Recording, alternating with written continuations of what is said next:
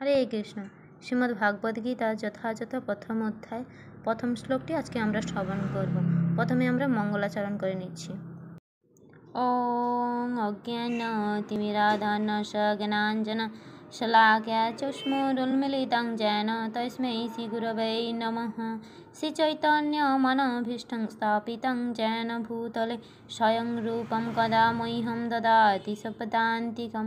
वन्देऽहं श्रीगुरश्रीयुतपदकमलं श्रीगुरोन् वैष्णवांशं श्रीरूपं साग्रजातं सहगण रघुनाथान्वितं तं सजीवं साद्वैतं सावधूतं परिजनसहितं कृष्णचैतन्यदेवं श्रीराधाकृष्णपादान् सहगण ललितविशाखान्वितं च।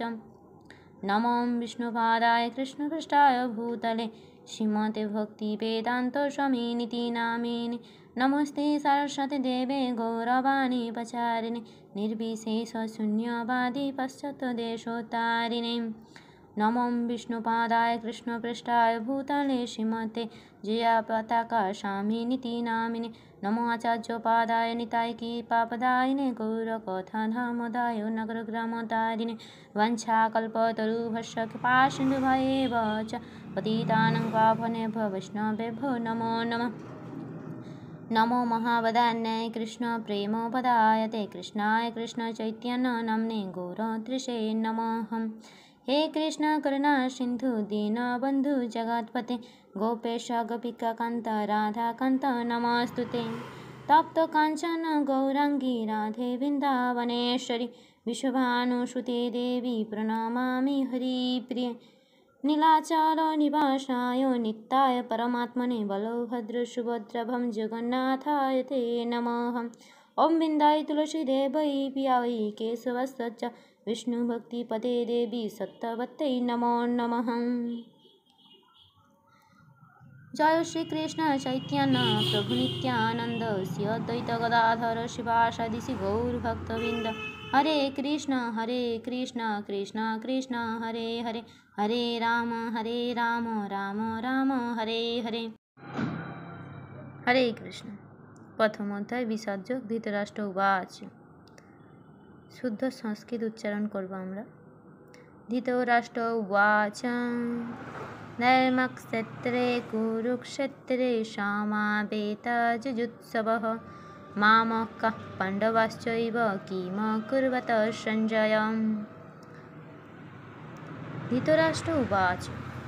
महाराज धृतराष्ट्र बोलें धर्मक्षेत्रे माने धर्मक्षेत्रे कुरुक्षेत्रे माने कुरुक्षेत्र नामक स्थाने समवेता माने समवेत हये जुजुत्सवः युद्धकामी मामका आमार दल बा पुत्रेरा पाण्डुबा माने पाण्डुर पुत्रेरा च माने एवं एवं माने अवश्यई कि माने कि अपूर्वत माने करेछिल सञ्जय माने हे सञ्जय। अनुवाद। धृतराष्ट्र बोलें हे सञ्जय धर्मक्षेत्रे कुरुक्षेत्रे युद्ध करार मानसे समवेत हये आमार पुत्रेरा एवं पाण्डुर पुत्रेरा कि करल। श्रील प्रभुपाद तात्पर्य। श्रीमद् भागवत गीता बहु पठित भगवत तत्व विज्ञान जार सारमर्म गीता माहात्म्ये बर्णित हयेछे। सेखाने बला हयेछे जे भगवत गीता पाठ करते हय भगवत तत्वदर्शी कृष्ण भक्तेर तत्त्वावधाने पुंखानुपुंखभावे विश्लेषण करार माध्यमे एवं व्यक्तिगत उद्देश्य प्रणोदित व्याख्याসমূह बर्जनपूर्वक ता हृदयंगम करार चेष्टा करा उचित। यथायथ हृदयंगमेर दृष्टान्तटी भगवद्गीतातेई प्रदान करा हयेछे अर्जुनेर माध्यमे जिनि स्वयं भगवानेर काछ थेके सरासरिभावे गीता श्रवण करार पर तार हृदयंगम हयेछिल। यदि केउ गुरु परम्परा धाराय उद्देश्य प्रणोदित व्याख्या बर्जन करे भगवद्गीता हृदयंगम करार सौभाग्य अर्जन करे ताहलेई तिनि समस्त वैदिक ज्ञान एवं पृथिवी सब रकमेर शास्त्रসমূह अध्ययन स्तर अतिक्रम करें। भगवद्गीता पढ़ार समय आमरा देखी अन्य समस्त शास्त्रे जा किछु आछे ता सबई भगवद्गीताय आछे। उपरন্ত भागवद्गीता एमन अनेक तत्व आछे जार कोथाओ नेই। एटी गीतार विशेष माहात्म्य। गीता हच्छे परम तत्व दर्शन। কারণ পরমেশ্বর ভগবান শ্রীকৃষ্ণ নিজে এই জ্ঞান দান করে গেছেন। মহাভারতে বর্ণিত ধৃতরাষ্ট্র ও সঞ্জয়ের আলোচনায় বিষয়বস্তুটি ভগবদ্গীতার মহৎ তত্ত্ব দর্শন মূল উপাদান। এখানে আমরা জানতে পারি যে এই মহৎ তত্ত্বদর্শন প্রকাশিত হয়েছিল কুরুক্ষেত্রের রণাঙ্গনে, যা সুপ্রাচীন বৈদিক সভ্যতার সময় থেকেই পবিত্র তীর্থস্থান রূপে খ্যাত। ভগবান যখন মানুষের উদ্ধারের জন্যে স্বয়ং এই পৃথিবীতে অবতরণ করেছিলেন, তখন এই পরম তত্ত্ব সমন্বিত এই গীতাদান করেন। ধর্মক্ষেত্রে যে স্থান ধর্মীয় আচারসমূহে অনুষ্ঠিত হয়, শব্দটি খুবই তাৎপর্যপূর্ণ, কারণ কুরুক্ষেত্রে যুদ্ধক্ষেত্রে ভগবান শ্রীকৃষ্ণ অর্জুনের পক্ষ অবলম্বন করেছিলেন। কৌরবদের পিতা ধৃতরাষ্ট্র তার পুত্রদের চূড়ান্ত জয়ের সম্ভাবনা সম্বন্ধে অত্যন্ত স্নিগ্ধ ছিলেন। তাই দ্বিধাগ্রস্ত চিত্তে তিনি তার ছবি সঞ্জয়ের কাছে জানতে চাইলেন তারা কি করল। তিনি নিশ্চিত ছিলেন যে তার পুত্রেরা ও তার কনিষ্ঠ ভ্রাতা পাণ্ডুর পুত্ররা কুরুক্ষেত্রের ভূমিতে যুদ্ধ করবার মানসে সমবেত হয়েছে। তবুও তার অনুসন্ধানটি ছিল তাৎপর্যপূর্ণ।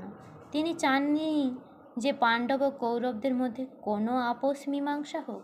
তিনি আশা করেছিলেন যে এই যুদ্ধে তার পুত্রদের ভাগ্য সুনিশ্চিত হোক।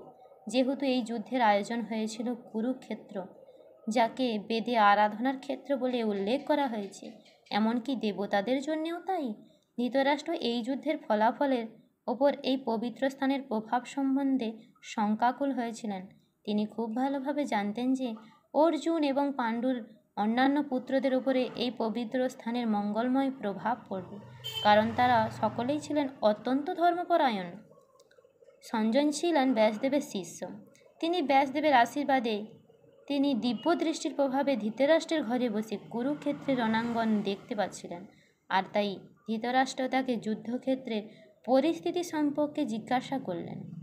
পাণ্ডবেরা এবং ধৃতরাষ্ট্রের পুত্ররা ছিলেন একই পরিবারভুক্ত, কিন্তু ধৃতরাষ্ট্রের মনোভাব এখানে প্রকাশ পেয়েছে। তিনি কেবল তার পুত্রদেরই উদ্দেশ্য প্রণোদিতভাবে কৌরব বলে গণ্য করে পাণ্ডুর পুত্রদের বংশগত উত্তরাধিকার থেকে বঞ্চিত করতে চেয়েছেন। এইভাবে তার ভ্রাতুষ্পুত্র বা পাণ্ডুপুত্রদের প্রতি তার মনোভাবের মাধ্যমেই ধৃতরাষ্ট্রের বিশেষ দৃষ্টিভঙ্গি সম্বন্ধে বোঝা যায়।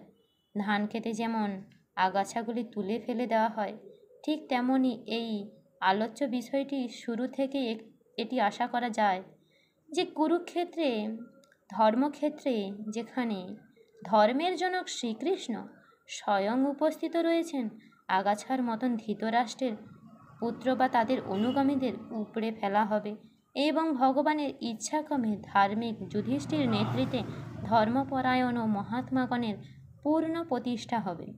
ঐতিহাসিক এবং বৈদিক গুরুত্ব ছাড়াও ধর্মক্ষেত্রে ও কুরুক্ষেত্রে শব্দ দুটিই হল তাৎপর্য। শিল প্রভুপাদ তাৎপর্যে বলেছেন যে ধৃতরাষ্ট্র হস্তিনাপুরে বসে আছেন। কুরুক্ষেত্রের মাঠ হস্তিনাপুর থেকে 150 কিলোমিটার দূরে। যুদ্ধ শুরু হতে চলেছে। সেক্রেটারি সঞ্জয়কে জিজ্ঞাসা করছে যে আমার পুত্র এবং পাণ্ডুর পুত্রেরা যুদ্ধক্ষেত্রে গিয়ে কী করল। ধর্মক্ষেত্র, কুরুক্ষেত্রের মাঠকে ধর্মক্ষেত্র বলা হয়েছে, যেটা কুরু মহারাজ সেটাকে ধর্মক্ষেত্র প্রস্তুত করেছেন তার তপস্যার বলে। সেখানে কেউ যদি তপস্যা করে মৃত্যুবরণ করে অথবা যুদ্ধ করেও মৃত্যুবরণ করে, সে স্বর্গলোক উন্নীত হবে। সেই ধর্মক্ষেত্র নামক কুরুক্ষেত্রের সমবেত হয়েছেন যুদ্ধোৎসব মানে যুদ্ধ করার মানসে, মা মৌকা মানে আমার পুত্ররা, পাণ্ডবা মানে পাণ্ডুর পুত্ররা, চ মানে 2 জন, কিম কুর্বত সঞ্জয়, কিম অকুর্বত সঞ্জয় মানে তারপর তারা কি করলো। ধৃতরাষ্ট্রের এই একটি শ্লোকে তিনি জিজ্ঞাসা করছেন, তিনি জন্মান্ধ, তিনি কুরুক্ষেত্রের মাঠে যুদ্ধের কাহিনী সঞ্জয়ের কাছ থেকে শুনতে চাইছিলেন। সঞ্জয় তার উত্তর দেবেন দ্বিতীয় শ্লোকে, তা আমরা আগামী দিন আলোচনা করব। হরে কৃষ্ণ।